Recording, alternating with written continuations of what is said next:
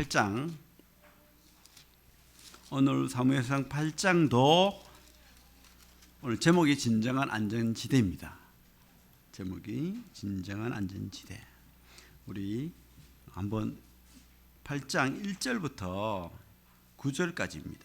8장 1절부터 9절까지 같이 한번 읽어보겠습니다. 목소리로 시작. 사무엘이 늙음에 그의 아들들을 이스라엘 사사로 삼으니 장자의 이름은 요엘이요 차자의 이름은 아비야라. 그들이 브엘사바에서 사사가 되니라. 그의 아들들이 자기 아버지의 행위를 따르지 아니하고 이익을 따라 뇌물을 받고 판결을 굽게 하니라. 이스라엘 모든 장로가 모여 라마에 있는 사무엘에게 나아가서 그에게 이르되 보소서, 당신은 늙고 당신의 아들들은 당신의 행위를 따르지 아니하니 모든 나라와 같이 우리에게 왕을 세워 우리를 다스리게 하소서 한지라. 우리에게 왕을 주어 우리를 다스리게 하라 했을 때에 사무엘이 그것을 기뻐하지 아니하여 여호와께 기도하며 여호와께서 사무엘에게 이르시되 백성이 내게 한 말을 다 들으라. 이는 그들이 너를 버림이 아니요 나를 버려 자기들의 왕이 되지 못하게 함이니라.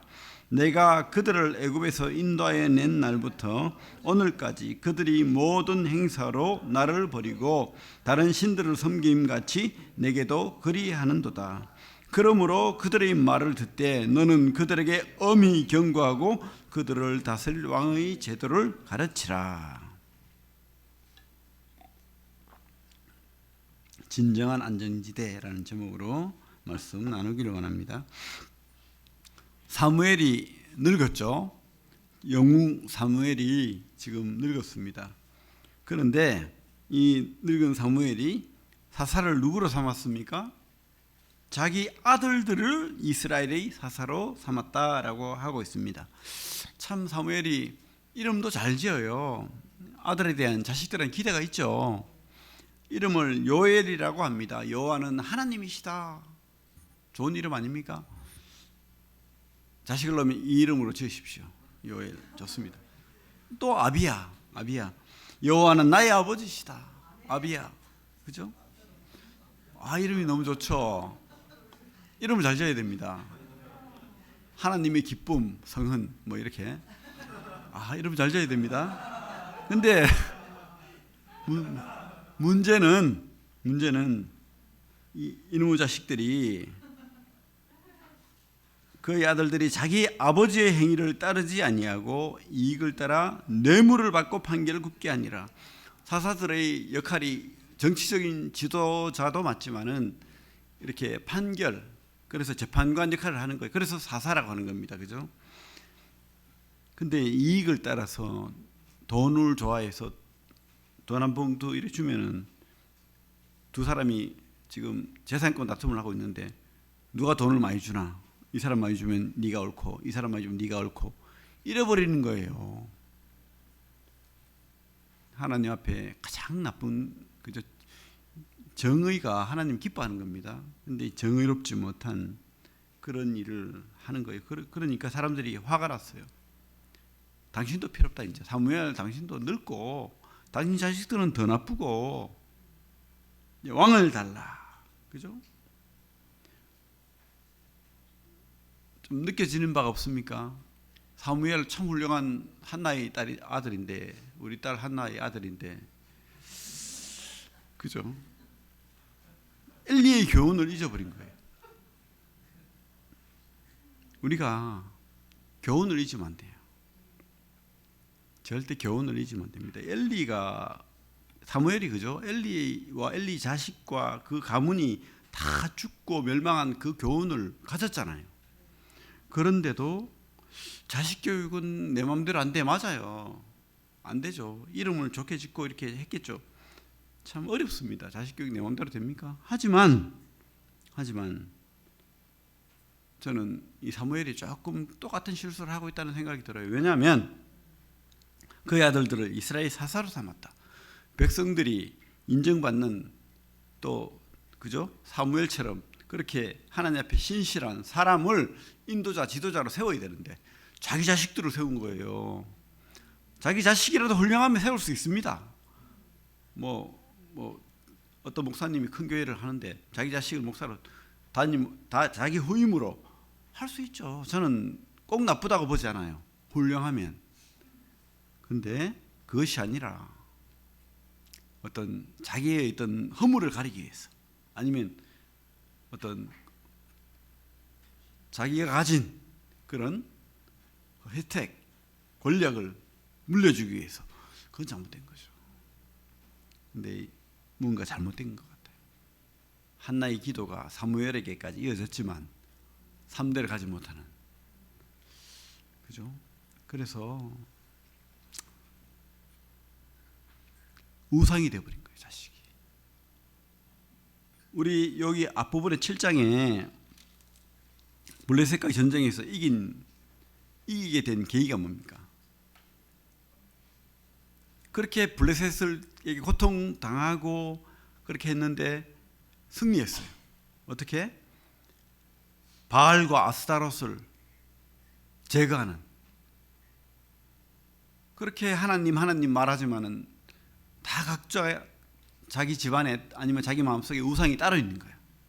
그 우상을 먼저 제거하고 진짜 하나님 신앙, 여호와 신앙을 찾아왔을 때 승리가 왔잖아요. 그렇게 한 목소리로 기도하고 금식하고, 그죠? 회개하고 통회하고, 이런 과정, 부르짖음, 이런 과정을 겪었을 때 하나님 승리를 줬거든요. 그런데 지금 사무엘이 또 다른 우상을 가진 겁니다. 뭡니까? 자식이 되는 우상을 가진 거죠. 하나님만이 도움이다 하는 에베네셀 하나님, 그죠? 우리 그래서 블레셋과의 그 미스바 전투에서 승리하고 큰 돌을 취해서 도움의 돌, 에베네셀, 잊지 말자, 제발 이거 잊지 말자. 하나님이 도우셨다. 에베네셀, 도움의 돌, 우리말로 하면. 그래 크게 새겨가지고 계속 그거 쳐다보면서 은혜를 누리자, 이렇게 했는데 사무엘이 지금 뭔가 약간의 실수를 하고 있는 거죠. 그렇다고 해가지고 이 사무엘상에서 사무엘의 잘못을 크게 부각시키지는 않아요. 하지만 제가 볼 때는 8장 1절이 그걸 지적하고 있다고 생각됩니다. 사무엘이 늙으면 그의 아들들을 이스라엘의 사사로 삼으니, 그죠? 보는 눈도 늙고 지혜도 없어지고. 그래서 저는 여러분, 나이 어린 사람이 신앙이 적고 나이 든 사람이 물론 훌륭한 장로였고 훌륭한 일꾼이었고 선교사였다. 그래서 나이가 들었어요. 그 사람이 끝까지 신앙이 좋다, 이건 아닌 것 같아요. 오히려요, 죽음을 앞둔 사무엘보다도 다윗 신앙이 더 좋을 수도 있는 거예요. 그래서 여러분, 어리다고 신앙이 나쁜 게 아니에요. 제 아는 어떤 목사님은 16세 전도지를 받았어요. 그것도 우물가에 세수하다가 전도지에 그 예수 그리스도와 하나님에 대한 전도지를 접하고는 그때 결심했대요. 나는 목사가 돼야 되겠다. 그래서 지금까지 훌륭하게 섬기고 있습니다. 그 중학생이 얼마나 신앙이 좋은 거예요, 그죠? 단박에 깨달았잖아요. 은혜지만. 그래서 우리가 신앙은 끝까지 가야 되는 거야. 시작도 좋으면 중간도 좋고 끝도 좋아야 되는 거예요. 그때 그게 구원인 거예요. 시작은 좋았는데 끝은 미아가 있더라. 아무것도 아닌 거예요. 그죠? 한결같은, 우리 주님의 사랑이 끝까지잖아요. 한결같은 그런 신앙. 여러분, 여러분들이 그렇게 할 때 여러분의 자식들이 똑같이 배운다고 생각합니다. 신앙의 전수가 쉽지 않은데 우리 전쟁처럼 생각해야 됩니다. 그죠? 블레셋과의 전쟁. 이 전쟁보다 더 큰 전쟁이 가정에서 이루어지잖아요. 내 자식. 이거 먼저 우리가 그런 군사라는, 전쟁하는 군사처럼 그렇게 신앙을 했으면 좋겠어요. 위선적인 신앙 하지 말고, 그 미국의 아이들이 신앙을 버리는 이유의 첫 번째가 부모의 위선, 장로들의 위선이래요. 말과 행동이 다르다는 거예요. 껍데기는 좋아요. 열심히 기도해라, 사랑해라 하면서 자기는 안 해. 아버지는 안 해. 장로는 안 해. 믿을 수 없다는 거예요. 믿을 수 없다. 우리 그러지 맙시다. 진짜 말과 행동이 같은 그런 진짜 신앙. 그죠? 참 요즘 예배 안 드리는 성도들이 참 많죠. 코로나 이후에 어떤 목사님이 교회 안 나오는 성도 집을 방문을 했는데, 근데 또 그래도 또 애한테는 또 뭐 찬송도 가르치고 주기도문도 가르치고 그래가지고 목사님 앞에서 해봐 이래가지고 찬송하고 주기도 외우고 하니까 얼마나 좋아, 그죠? 그래가지고 애한테 아이고 교회 못 나와서 속상하지 하니까 애가 대뜸 교회가 뭐예요? 잊어버린 거예요. 애기니까 유치원 애기니까 1년 6개월을 교회를 안 나오고 있는 거예요. 코로나 물론 뭐 그죠, 어쩔 수 없는 경우도 있지만은 진짜 전쟁처럼 해야 됩니다. 그래서 신앙의 전수는 전쟁처럼 해야 된다고 확신합니다. 그래서 참 내가 그렇게 전쟁처럼 신앙하는 모습 안 보여주면 애들 안 따라옵니다. 절대. 그죠? 내가 우상을 제거하지 않으면, 내가 금식하지 않으면, 내가 기도하지 않으면 애들 알아요. 엄마 아빠의 심중에 다른 게 있다는 걸 알아요. 그래서 우리가 진짜를 보여줘야 될 줄로 믿습니다. 사무엘도 늙었어요. 늙는다니까요. 이 말은 몸이 늙었다는 것보다는 신앙이 늙는 거예요. 그렇죠? 살짝 다른 게 있을 수 있다는 거예요. 온전한 하나님의 신앙 알고, 그리고 또 여기 사무엘뿐만 아니고 백성들도 잊어버린 거예요. 뭘 잊어버렸습니까? 에베네셀, 도움의 돌, 하나님의 은혜를 잊어버린 거예요. 감사를 잊어버린 거예요. 은혜를 잊어버린 겁니다. 아무리 사무엘이 늙고 아들들이 잘못하고 해도 왕을 세워 우리를 다스리게 하소서. 하나님을 잊어버렸다는 생각이 듭니다. 지금 왕을 구하는 거예요. 감사하지 않는 거예요. 지금 삶이 불평스럽다는 거예요. 불안하다는 거예요. 그러면 하나님 앞에 구해야 되죠. 다시 전투처럼, 전쟁처럼 금식하고 기도하고 회개하고 나를 돌아보고 블레셋까지 전쟁할 때처럼, 하나님 왜 이렇게 됐습니까? 각성부터 해야 되죠. 자기부터. 근데 대뜸 왕을 달라. 아니 저 블레셋, 암몬, 아모리 뭐 저런 나라들은 다 왕이 있어가지고 힘도 세고 왕관을 쓰고 그렇게 다스리고, 우리는 이게 뭡니까? 농기구 들고, 이거 아닌 것 같습니다. 참 맞아요. 그런 이들의 요구가 틀리지 않았습니다. 왕의 장점도 분명히 있는 거예요. 그죠? 세상적인 지혜 있는데 우리가요, 세상적인 지혜로 삽니까? 신앙으로 살아야 됩니까? 우리는 세상적인 지혜로 하면은 진짜 세상에서 가장 연약하고 미련하고 참 작은 자예요, 작은 자. 근데 하나님 눈에 큰 자고, 하나님이 함께 하시기 때문에 우리가 자신감도 있고, 또 우리 삶 속에서 기대가 있고 소망이 있고 기쁨이 있고 그런 거예요. 이스라엘이 무슨 희망이 있어요? 왕도 없고 무기도 별로 없이 시원찮고 하나님이 있는 거야. 하나님. 근데 이들은 희망을 하나님에게서 찾지 않는 겁니다. 은혜를 잊어버렸어요. 도움의 돌 에베네셀 하나님을 잊어버린 거예요. 그래서 대뜸 하는 말이 왕이 우리를 지킨다. 근데 사실 왕이 있죠. 하나님 왕인데 하나님 왕이 우리를 지킨다가 아니고 저 세상처럼 저 왕을 달라, 이렇게 하는 겁니다. 그죠?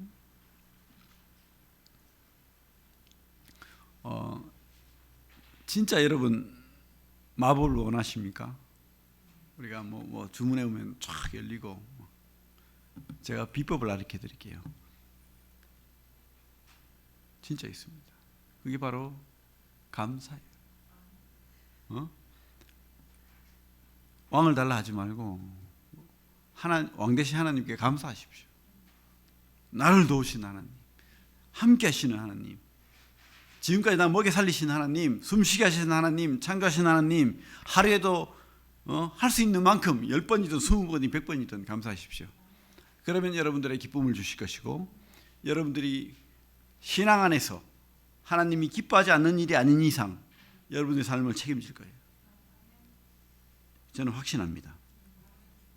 어떤 분이 그때 막 구조조정이 있고, 그죠? 옛날에 막 그런 일이 많았습니다. 그래서 남들이 다 막 월급도 많이 받고 해서 남들이 다 부러워하는 외국계 은행에 취직이 돼가지고 잘 지내고 있는데, 갑자기 구조조정이 바람이 불어가지고 외국계 은행이 문을 닫아버린 거예요. 다 쫓겨는. 그래서 거기에 같이 믿음 생활하던 사람들이 다 눈물을 흘리고 원망하고, 하나님 왜 이러십니까? 하나님 왜 이러십니까? 원망하고 투정하고. 근데 이 사람은 그렇지 않았대요. 아니, 내가 지금까지 얼마나 많은 걸 누렸는데 이것도 지나간다. 하나님 감사합니다. 진심으로 감사했대요. 눈물로 감사했대요. 너무 기뻐서. 하나님, 어떠한 일이 있어도 저는 감사합니다. 근데 한참 있다가 연락이 왔대요. 구조조정이 다 됐는데, 다 쫓겨났는데, 당신만큼은 내가 쓰고 싶다 하면서 홍콩으로 내가 부르고 싶다. 그 은행에서, 외국계 은행에서 홍콩으로 와줄래? 이래가지고 더 많은 월급을 받고 홍콩으로 발령이 났대요. 그래, 이게 꼭 그죠? 뭐 복의 원리라고 생각 아닐 수도 있지만, 우연히 그 사람이 능력이 좋아서. 근데 자기가 볼 때는 아니래요.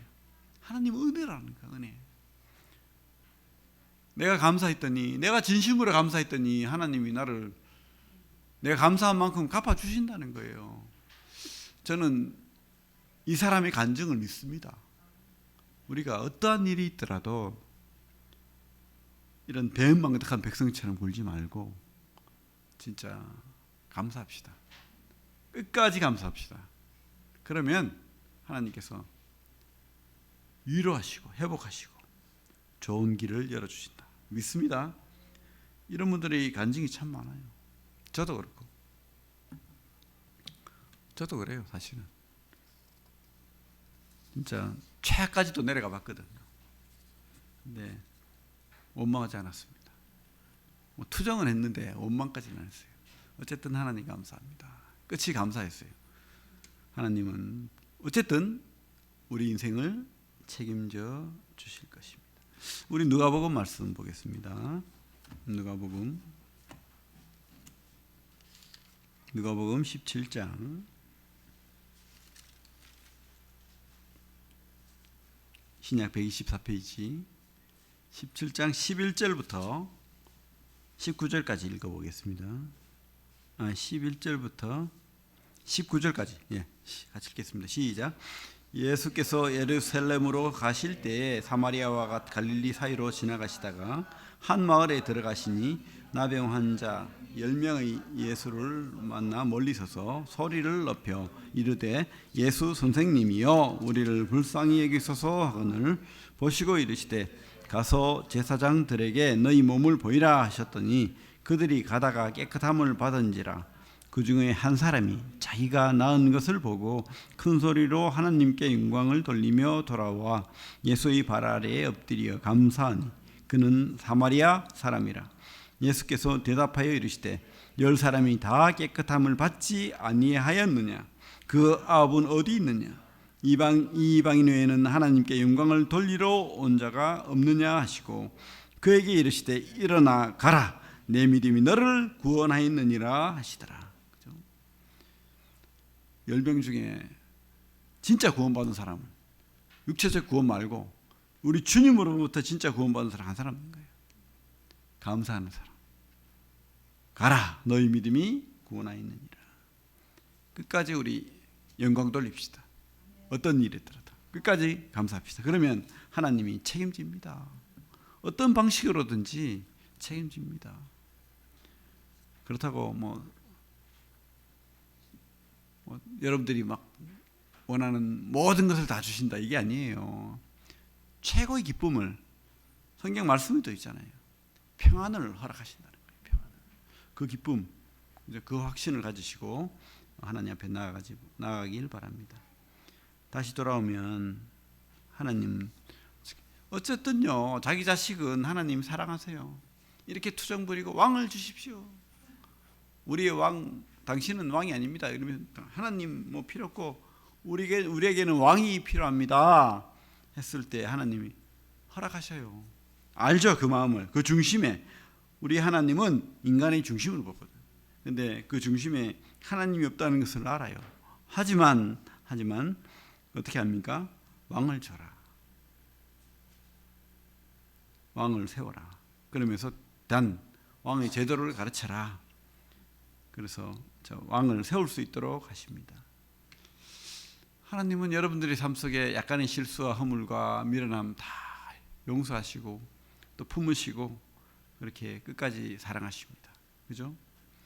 우리가 미련한 거예요. 이 백성들이 미련한 것이. 진짜 온 하나님인데. 그래서 여기 원어에는 보면 왕이라는 말보다는 지도자를 세워줘라 이런 말을 해요. 지도자. 그죠? 그래서 하나님은 끝까지 자기가 왕이라는 걸 인정해요. 내가 왕이다. 그냥 정치적인 지도자를 세워줘라. 이렇게 말하는 거예요. 여러분 삶 속에 진짜 하나님이 왕이시길 바랍니다. 진짜 하나님 왕이 되시고 그리고 우리가 은혜를 기억하고 그죠? 그래서 우리가 늙을 때까지 끝까지 믿음의 경주를 해나가는 그런 성도들 되길 바랍니다. 하나님은 중심을 보십니다. 여러분 중심이 이석에 찌꺼기 없도록 항상 돌아보고 기도하고 그렇게 하나님 앞에 감사로 살아나가시길 바랍니다. 예, 기도하겠습니다.